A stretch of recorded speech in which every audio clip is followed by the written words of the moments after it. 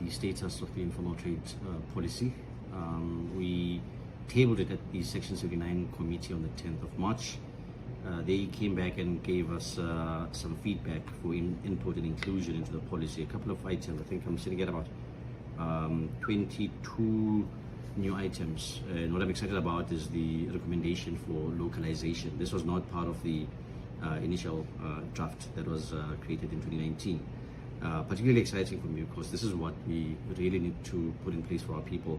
There's a number of items that are needing to get in there that need to be updated. Things like getting the updated statistical data to look at some issues around the policy mission, the expansion on the Immigration Act 13 of 2002.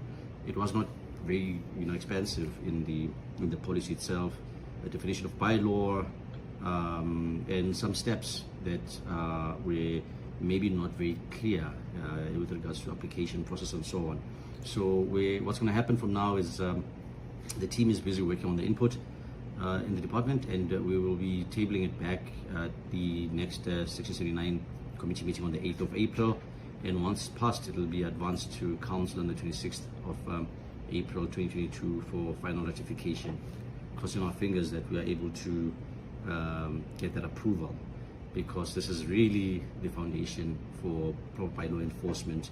But also, not just that, I think it defines the processes for application, the steps you've got to take, the SLAs, the turnaround time, the communication plan, so that the people know who to hold accountable with regards to the application process, the criteria for approval and so on. So once this is done, we'll do an update that gives a full set of answers and an FAQ as well that tells you exactly where to start and how the process starts and where it finishes.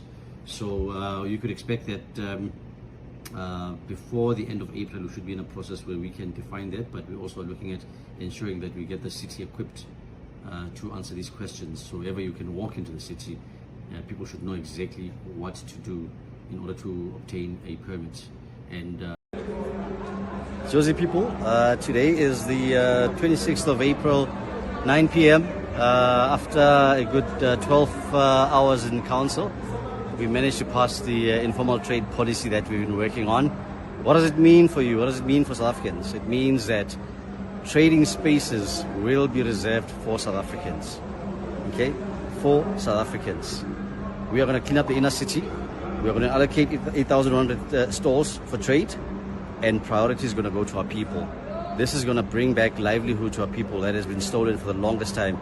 Watch out for the press release that comes out. Thanks.